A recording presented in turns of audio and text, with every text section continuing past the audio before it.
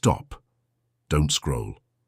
God is truly happy that you have resumed the plan for your life, and He has prepared a word for you today that will recontextualize every year you thought you lost. This is not an accident. This is an appointment.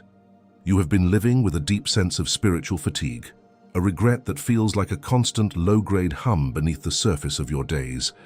It's the feeling of being behind, of watching others move forward while you feel stuck in a loop of starting and stopping, the weight of an unfulfilled purpose pressing down on you. This isn't just in your mind, it's in your body. It's that persistent exhaustion that sleep doesn't fix, a physical manifestation of carrying a promise that has been paused. It's the reason you wake up already tired, your spirit having been on watch all night, guarding a destiny that hasn't yet come to pass. It's also in your decisions. It's that chronic inability to make a significant life choice about a career, a relationship, a move, a paralysis born from the fear of making another wrong turn. You stand at a crossroads and do nothing because every path looks like a potential detour, and you can't bear the thought of wasting more time. And it's in your family. You feel the quiet shame of not being the spiritual leader or stable provider you once envisioned. You avoid deep conversations about the future because you feel like a captain without a map, and the silence that hangs in the air after your child asks a simple question about what's next is heavier than any argument.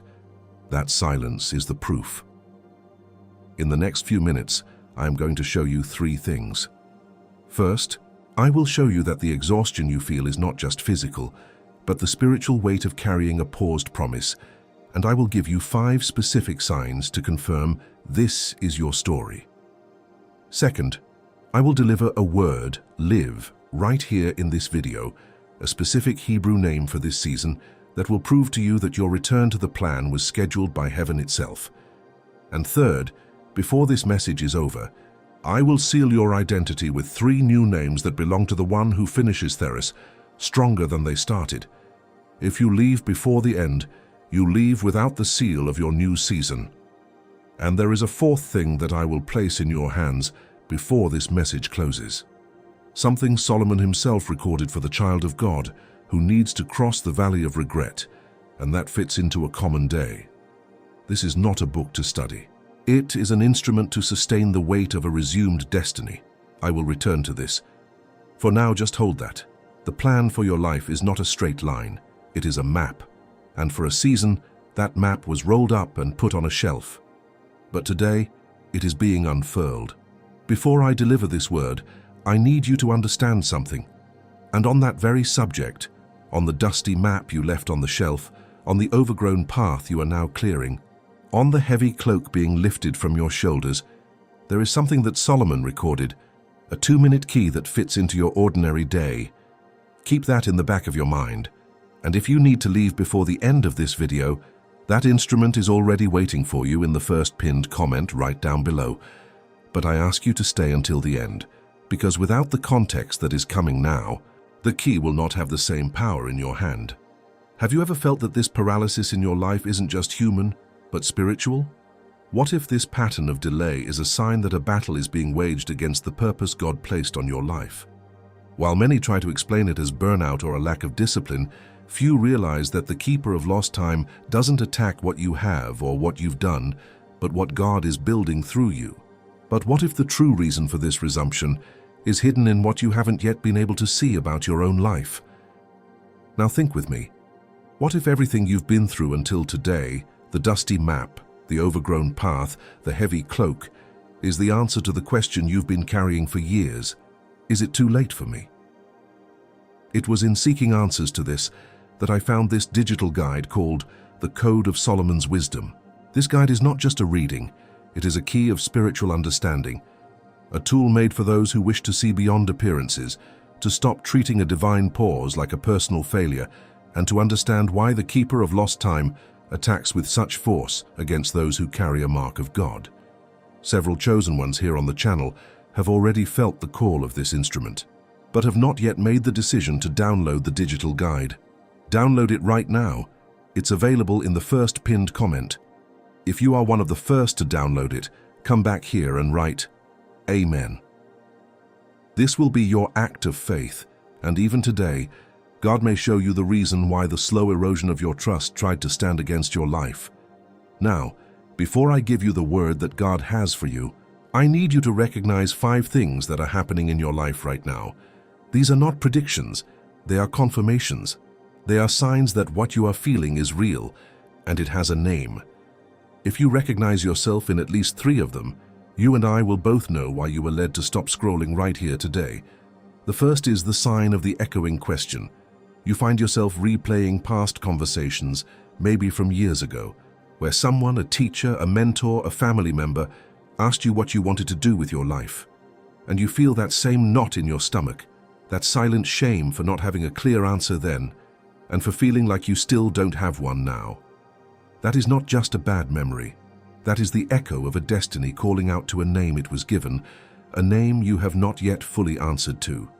The second is the sign of the false starts. Look back at the last few years. How many new projects, new diets, new spiritual disciplines have you started with a surge of energy and enthusiasm, only to find that same energy mysteriously draining away after a few weeks? It leaves you feeling weak-willed and undisciplined. But this is not a character flaw, it is a sign of spiritual resistance. An invisible enemy is assigned to drain the fuel from your engine just as you begin to build momentum, ensuring you always stay within the confines of the same frustrating circle. The third is the sign of the heavy silence. I want you to remember a specific moment, a dinner at the table, a quiet ride in the car. You were with your spouse or your child and they asked you a simple question about the future. Maybe it was, "Dad, where are we going on vacation this year?" Or, "Honey, what's our 5-year plan?" And in that moment, the weight of your own uncertainty filled the entire room. You looked at the hopeful face of your child and you felt like a captain with a pristine ship, but no map and no destination. That silence, that heaviness, is the evidence that your household is waiting for your God-given command. And concerning that moment at the dinner table with your family that you just recognized, I have already left the instrument, waiting for you in the first pinned comment. If you need to leave before the end, it is there. But stay, because the Hebrew name for what is happening to you has not yet been spoken. And before I move on to the 4th and 5th sign, a brief pause. And beyond our digital book, Chosen One, you have here another way to strengthen this message that reached your home today, and to make it reach more and more chosen ones like you. We don't receive a single cent for every word I deliver to you here on this channel every day. As a way for you to give back something of what you receive here, we keep a voluntary donation link open, right below the digital book, in the first pinned comment. Any amount that fits your hand today, any sum your heart points to, that's what keeps our channel standing. That's what makes the next message reach another person who needs it, exactly as you needed it. I'll wait for you there, chosen one. Returning now to the 4th sign. The 4th is the sign of vicarious fulfillment. You find yourself becoming deeply, almost disproportionately, invested in the success stories of others. It could be a friend's promotion, a celebrity's new venture, even the victory of a character in a movie. You celebrate their forward motion with a passion that surprises you, because their progress has become a substitute for your own. This is not just admiration. It is a spiritual hunger for a progress that belongs to you, a celebration of a victory in another's life, because you have been starved of victory in your own. The 5th and final sign is the sign of the midnight inventory. It happens in the quiet of the night, when the house is still and there are no more distractions. You lie awake, and your mind begins to run the numbers. It takes a mental inventory of your life, calculating the wasted years, the missed opportunities, the ground you've lost. A sense of panic begins to rise in your chest. This is the accuser showing you a doctored balance sheet. He is trying to make you declare spiritual bankruptcy, right on the eve of a massive heavenly deposit that has already been scheduled for your account. These 5 signs are not symptoms of your failure. They are the birth pangs of your resumption. What feels like collapse is actually the groundbreaking for a new foundation. The exhaustion, the paralysis, the shame, these are not proof that you have been disqualified. They are proof that something of immense value is buried within you, something the enemy has spent years trying to keep you from unearthing. Before I show you the instrument Solomon left for the common day, I need to give you the Hebrew name for what you carry. Because the instrument only makes sense after you know the name. And there is a word in Hebrew that defines exactly the state in which you live. A word that recontextualizes everything I have just described to you in the last few minutes. There is a word in the original Hebrew that changes everything you thought you knew. And what comes now will explain why everything happened in this exact order. And to carry this new name, this recontextualization of your life, into the common day requires a guard. It requires protection. This is not theory, it is an instrument. The Code of Solomon's Wisdom is the instrument that Solomon left for the child of God who needs to cross the ordinary day without losing what they received in the secret place. When you mistake a holy pause for a final punishment, you need the instrument of resumption. When you walk into your own home feeling like a guest instead of the appointed guardian, you need the instrument of resumption. When you say yes to every distraction because you have forgotten the sound of your one true yes, you need the instrument of resumption. And if you're feeling right now that this is exactly what you need, before I even continue, place your thumb now over the link in the first pinned comment. Don't click yet. Just place your thumb. Feel the weight of the decision before you make the decision. This is not a method to do more. It is an instrument to sustain more. It does not train you, it covers you. It shows you where the enemy is operating before a spiritual pressure becomes a bad decision. It interrupts the cycle of the false start before it becomes another quiet Tuesday afternoon of regret. And the next quiet Tuesday afternoon arrives sooner than you think, and it comes with 2 seals for your home, not for your performance. The first seal is the ritual of the righteous sleep. It's an audio, you don't read it, you lie down. And what you used to call insomnia, today you'll call unsealed vigil, and you'll learn to seal the night with the right name, in the right order, in the right voice. The second seal is the awakening of clarity, the 7 morning decrees, 7 short phrases, 1 for each morning of the week, so you don't wake up again without identity. So you cross the first hour of the day with the posture of one who has been sent, and not with the posture of one who has been run over. And the hesitation you are feeling right now, that subtle pull to close this window, is not your own doubt.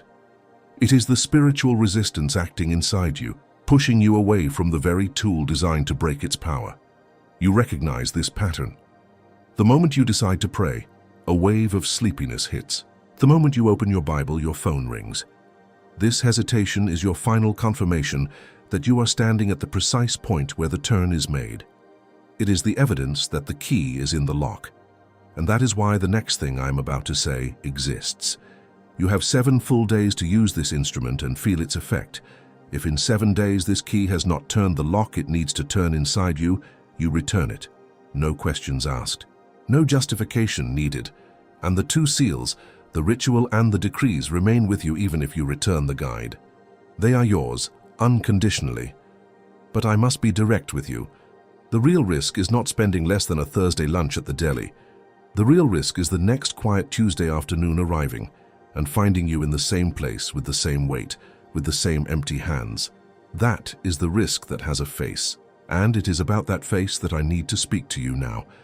Perhaps you are asking a few questions right now, questions that deserve an answer before we go on. What if this instrument doesn't just change your week, but redeems your last decade?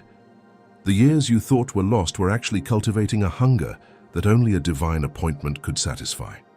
This instrument is not about managing your time, it's about sanctifying it. What if the 2 minutes it takes to use this key is the hinge upon which your next 10 years will swing? The enemy doesn't need to defeat you in a great battle. He only needs you to believe that small acts of obedience don't have monumental consequences. This key proves him a liar every single morning. And what if the happiness of God over your resumption is more powerful than the years of your regret? You have been measuring your life by a broken clock. God is not looking at the time you lost. He is looking at the appointment He set. And your arrival at this moment right now is perfectly on time. And yet, if you desire only the guide, it is sufficient. But the complete house is built with all 3. A man of 51, a manager carrying the weight of his team, started using the guide after months of waking up at 3 a.m. with a mind that wouldn't shut off, replaying every mistake.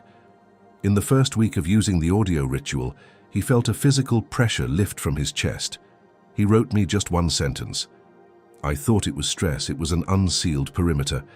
A young woman of 27, a recent graduate paralyzed by career choices, was avoiding job applications, feeling like a fraud looking at the overgrown path ahead. After using the morning decrees for 7 days, she felt a clarity that led her to apply for one specific, non-obvious role. The phrase she sent me was, "My I don't know was just a not yet in disguise." A grandmother of 61, whose home felt silent even when her grandkids visited, felt that every conversation was superficial, a knot in her stomach preventing any real connection. In her second week, she sat with her adult son and for the first time simply held the space without trying to fix anything. She wrote, "I stopped trying to provide the right answers and started providing a safe room. The conversation changed. Perhaps in 3 hours you'll be lying in bed again, feeling that same knot in your stomach, remembering that you saw this video and still did not reach out your hand. Perhaps on the next quiet Tuesday afternoon, the weight of unfulfilled potential will arrive again, and you will think, 'I knew what it was. I just didn't have the instrument in my hand.' Or perhaps you will look at an old photo of yourself, younger, full of hope and a clear vision, and the accuser will whisper, 'That person is gone, and you have nothing to show for the years in between. And now it is too late to build what they dreamed of.' And so the slow erosion of self-trust continues, with the same alarm clock, the same first cup of coffee, the same door opening into the same day, because you have already made the decision to reclaim every second the keeper of lost time tried to steal from your house. The link is in the first pinned comment, pinned for you, not for everyone, for you. Whoever needs to walk through the next quiet Tuesday afternoon with the instrument in their hand, clicks now. And when you do this, when you open that link, you are not buying a book. You are accepting an instrument that Solomon prepared for your common day. And what you are about to understand when you hear the Hebrew word that comes now will change how you read everything that has happened to you until this very moment. And before I deliver the next word that's still coming now, because it's still coming and it weighs, I want to remind you of one thing, chosen one. As I told you earlier, beyond the digital book that's in the first pinned comment, there's that voluntary donation link open right below the book. We continue receiving not a single cent for every word I deliver here for you every day. That's why this link exists, chosen one, so that another person tomorrow finds exactly this word that found you today.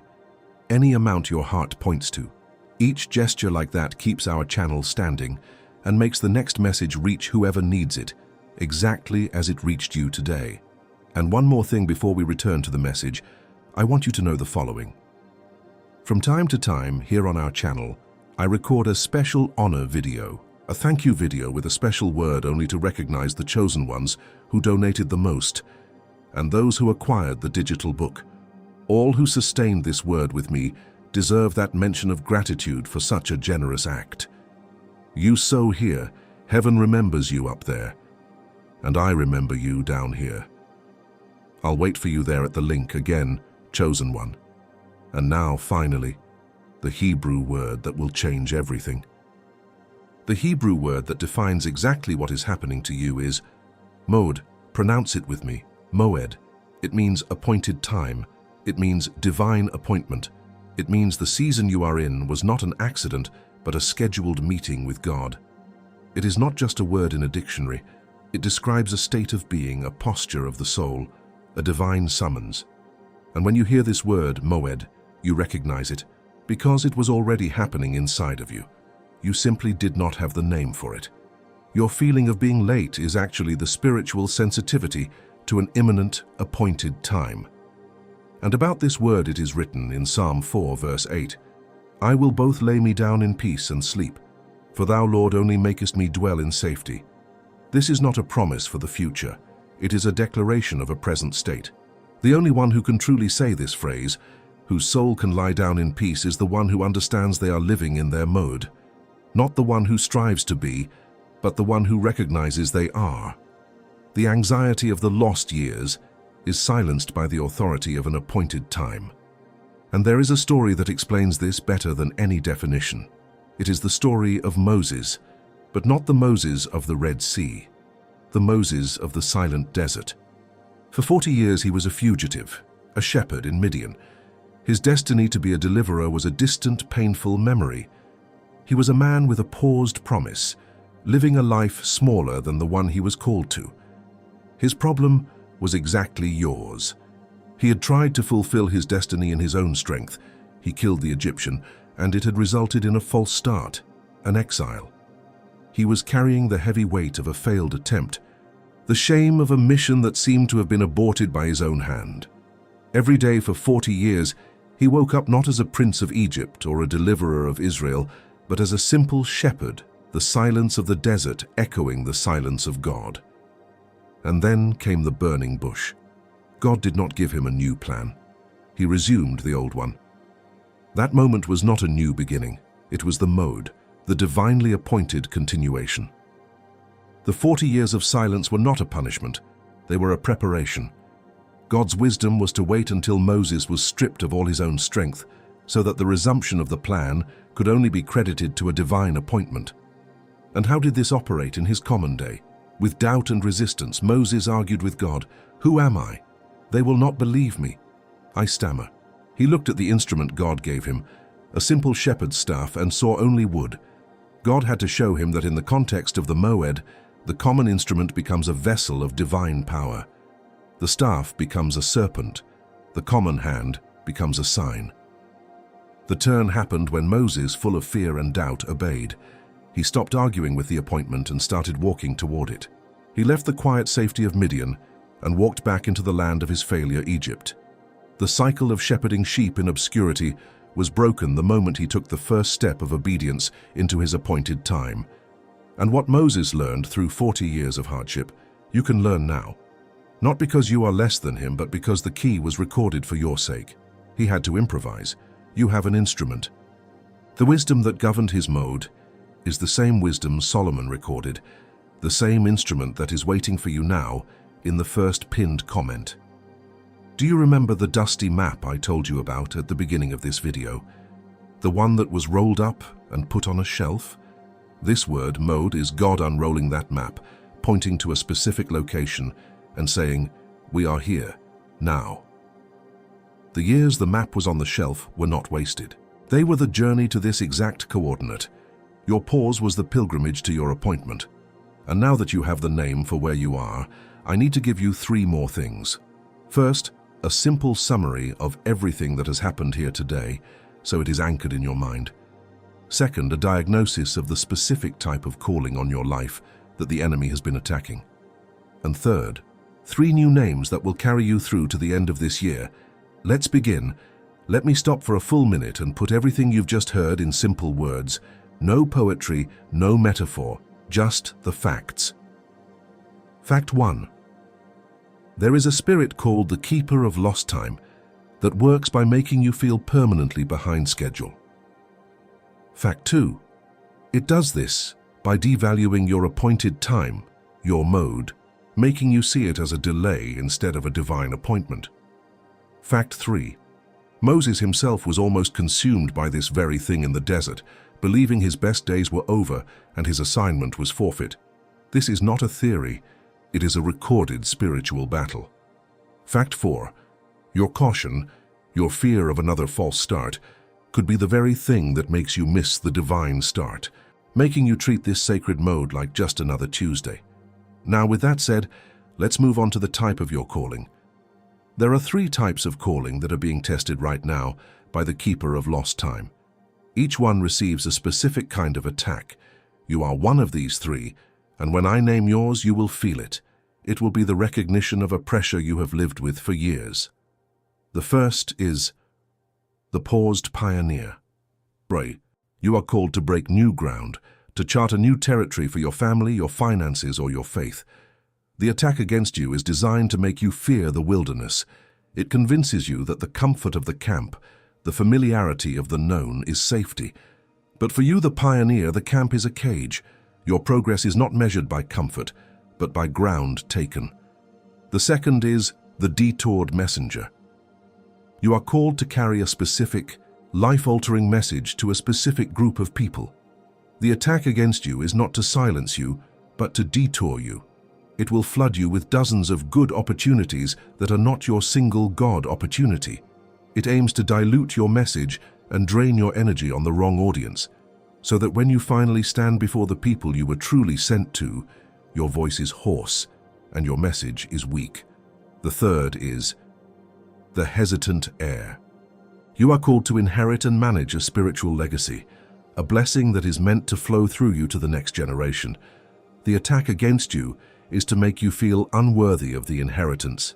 It constantly replays your past mistakes, your failures, your stumbles, to convince you that you have already squandered your birthright, like Esau selling his for a bowl of stew. It wants you to live like an orphan in your own father's house.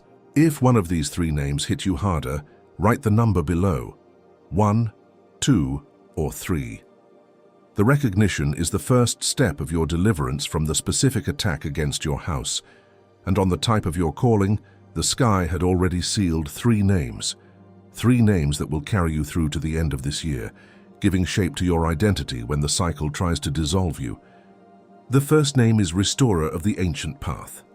This is not the name of someone who builds something new from scratch. This is the name of the one who finds the old, ruined foundations and builds upon them again. The path already exists. It's in your bloodline. It's in the promises God made to your grandparents. You are not an inventor. You are a restorer. You are the one who finds the overgrown, forgotten well and begins to dig again, because you know there is water there. The second name is Carrier of the Second Wind. This is the name of the one who was counted out, the one whose race seemed to be over. You were on the sidelines, catching your breath, watching others run past you. The enemy thought you had quit, but God was breathing a second wind into your lungs. You are not starting the race over. You are re-entering it on the final lap, with a supernatural burst of energy that no one can explain. You are the carrier of the second wind, and your finish will be stronger than your start. The third name is Steward of the Appointed Time. This is the name that seals your new relationship with time. You are no longer a victim of lost time. You are a steward of appointed time. You understand the moed. You see the divine schedule. Your life is no longer a series of random events, but a divinely orchestrated calendar of appointments. You are the one who knows what time it is in the spirit, and you move with the authority of one who is not late, but perfectly on time. You are feeling the intensity of what is happening right now. That tightness in your chest when I spoke of the paused pioneer, that warmth that spread through you when I said carrier of the second wind, that is not a sign that something is wrong with you. That is the sign of the capacity you have to transform. The intensity of the attack is proportional to the power of your turnaround. The one who feels little, turns little. The one who feels much, turns much. And the vulnerability of the restorer of the ancient path, that first name, is the fear that the path is too broken to be fixed. It's the whisper that says the foundations are too cracked, the neglect too severe, that there are too many thorns on the path to ever clear them all.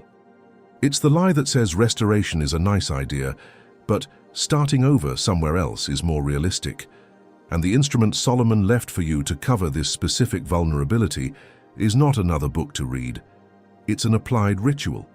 It is a way to guard your sleep and consecrate your morning, so that the whispers of "it's too broken" are silenced before they can take root in your day. The Code of Solomon's Wisdom, which is waiting in the first pinned comment, contains that very ritual. The audio for your sleep and the decrees for your morning are the tools of a restorer, the instruments of one who rebuilds. The link is there. You can go now. And there is one more weapon you will need before I send you. But before I send you, there are 3 specific tactics the adversary will now use against the 3 names I have just given you.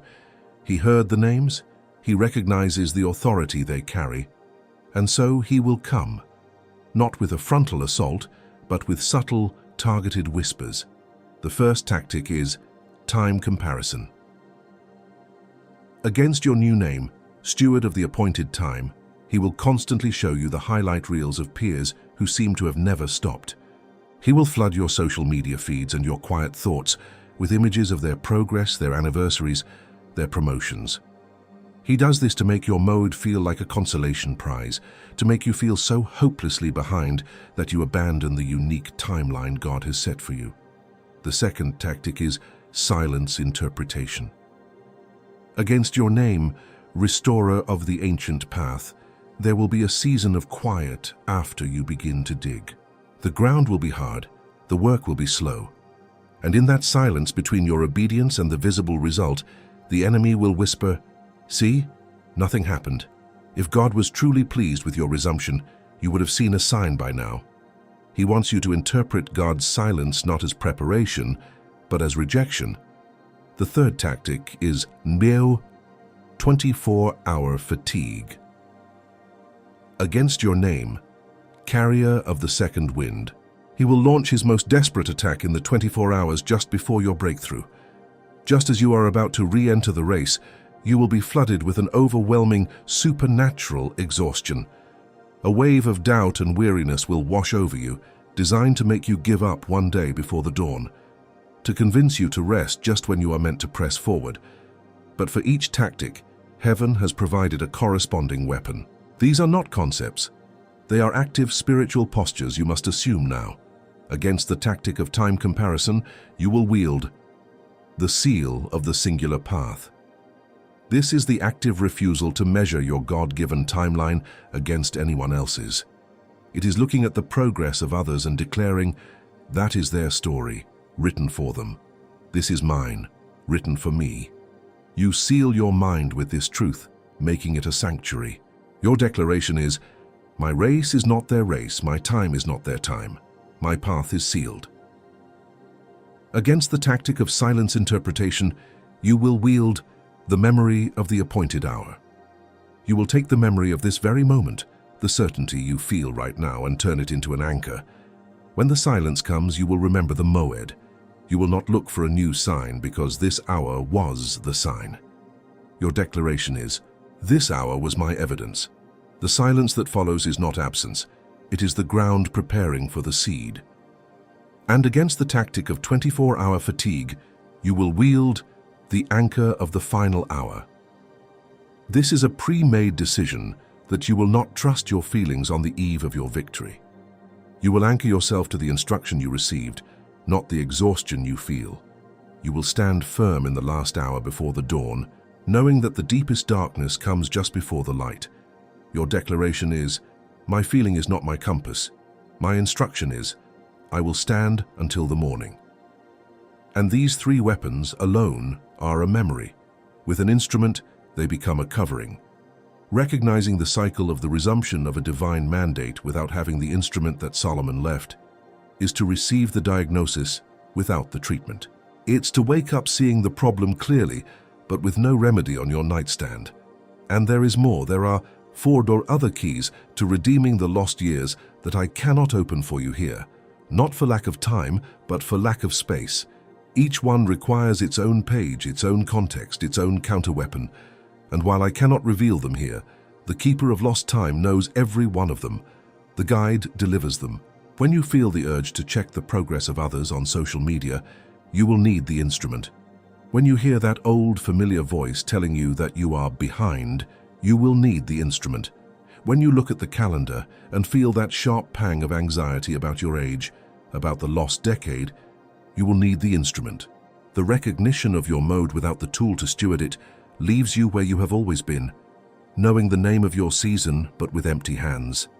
And it is for this reason that there is one last obstacle that must be named before you can truly say, Amen.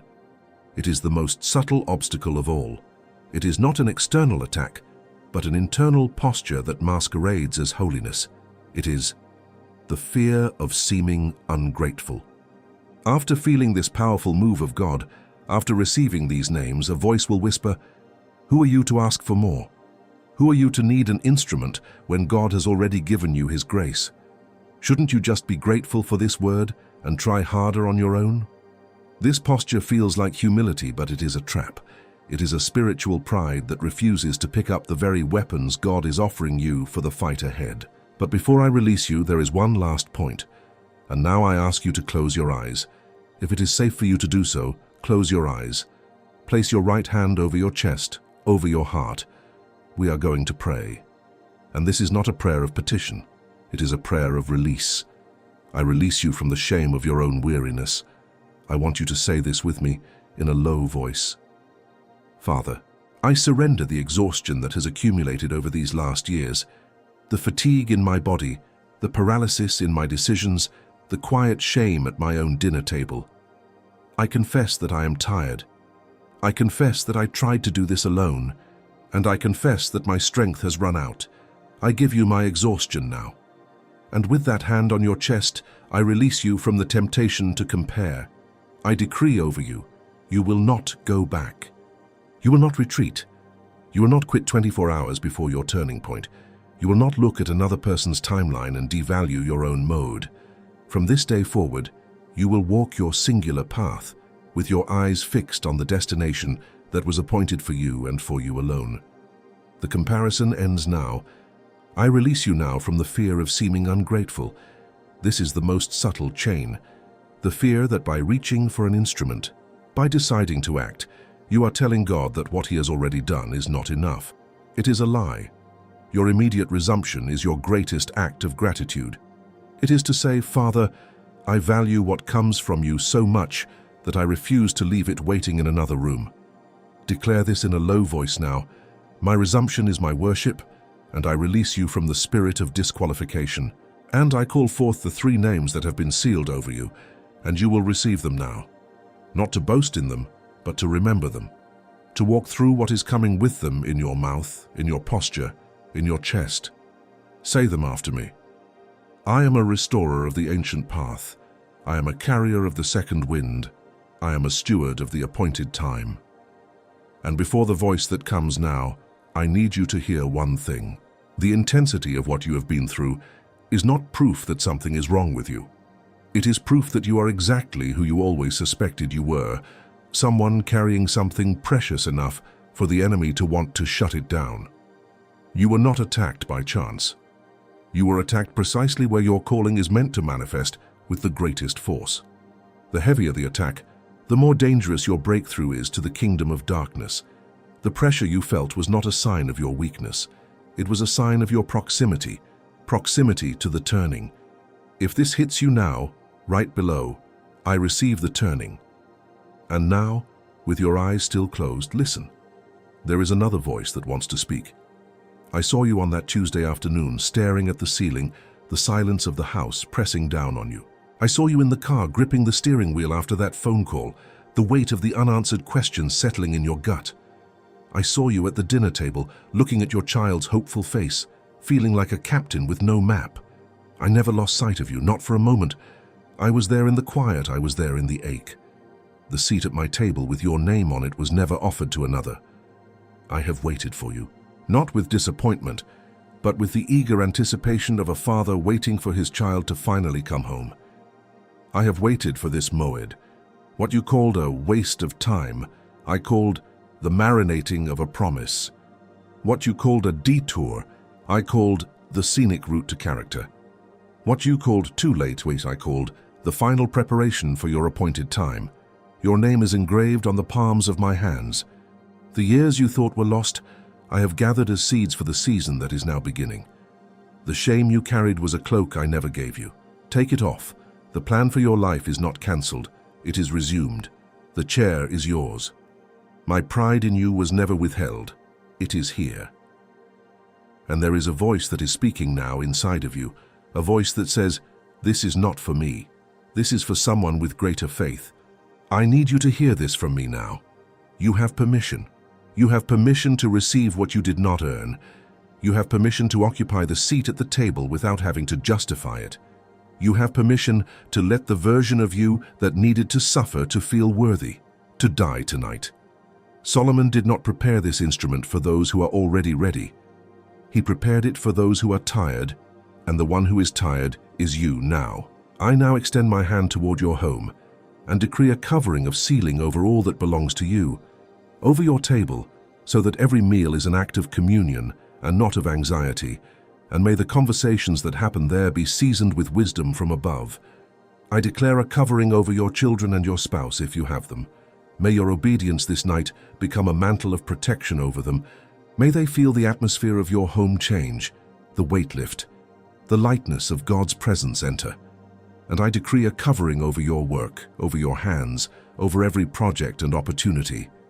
May the resumption you have learned here unlock the promotions that were paused.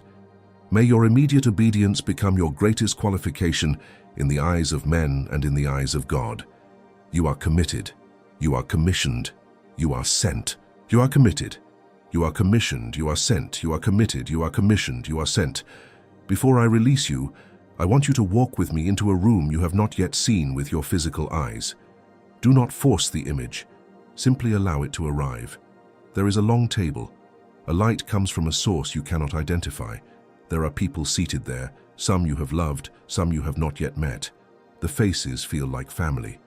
All of them are turned, looking toward you as you enter, not with judgment but with recognition. And near the head of the table, there is one chair left empty. The shape of you has been carved into its back. The grain of the wood remembers your form. Moses is seated at the head of the table, and he nods, a quiet confirmation that this seat has been kept. You are not creating this scene. You are remembering it. The chair has always been yours. The wait was only for you. Don't say amen yet. Sit in this for a moment. Feel the weight of what just happened. The air in that room is the air you are breathing now. The silence is the same. The honor is the same. Now you may say amen. That dinner table the Father just gave back to you, it is still exposed. I want you to hear something before you close this video, because there's a phrase the adversary will whisper in your ear in the next 3 hours. I'll name that phrase now so you don't fall for it. But before the phrase, there is something you must receive. What was sealed here will now be tested in the next quiet Tuesday afternoon. The code of Solomon's wisdom is waiting for you in the first pinned comment right below. With the ritual of righteous sleep and the 7 morning decrees, for less than a coffee with a biscuit, because a steward of the appointed time without a covering will rot in the next quiet Tuesday afternoon. And the adversary is counting on that Tuesday. This is not an expense, it is an instrument, and Solomon prepared it for you to cross what is coming with a firm hand, not an empty one, with a 7-day full refund guarantee. The risk is ours, the hand is yours. Click now while the decree is still alive in your chest, not tomorrow, not after you take a shower, because whoever leaves it for later leaves it for never. And the adversary already knows this. In the next 3 hours, he will speak inside you, not with a loud voice. In sequence 5 short phrases. It's too late to start now. You've lost too much ground. You're not that person anymore. You've changed. Just rest today, you can start again tomorrow. If it was really God's plan, you wouldn't have stopped in the first place. 5 waves. He will try from 5 angles. In one of them, you will yield. Today, now, before the next quiet Tuesday afternoon, not after. Today. And Solomon will stand with you. And now, the last word of this video. And in the next word I bring to this channel, I will deliver to you the 3 seals that guard a resumed destiny. Whoever has heard this word today needs to hear that one in sequence, because what comes next is not a continuation. It is a deepening. Click on the video that will appear on the screen in a few seconds. And still in this video, chosen one, before I seal this hour with you, I return one last time to this request. You walked with me until here. You crossed every word, every decree, every sign. And if at any moment of this message you felt heaven touch you, you know this video was no accident. The voluntary donation link continues open in the first pinned comment, right below the digital book, not as a charge, not as exchange, as the chosen ones return to the altar from which the word came forth. Any amount your heart points to, and heaven sees every gesture. Heaven sees, and heaven multiplies it over your home, over your days, over what you don't yet know is coming. That was my last request. I'll wait for you there, chosen one. And when this happens, and it will happen soon, you will remember this moment. And before you go, think of one specific person, not many. One. The person whose name just came to you now as I said that. The person who has been silent, faithful, unseen. The person whose anointing has also been attracting attacks that have no name. Someone who has been coming home carrying a weight that is not theirs to carry. Someone who needs the same sealing you just received. Send this video to them. They have been waiting for this word to arrive. And when that person opens this video, they will need what you just received, including the instrument that Solomon left. It could be what opens their cycle too. This isn't a favor from you, it is service, and heaven sees it. And to seal what was done here, comment below, Amen received, and then send this video to that specific person who came to mind. It is done. What was delivered here has been delivered. You are not the same person who pressed play. You are deeply loved. You were never forgotten. The chair is yours, and so it is sealed. The next quiet Tuesday afternoon can wait another 10 seconds.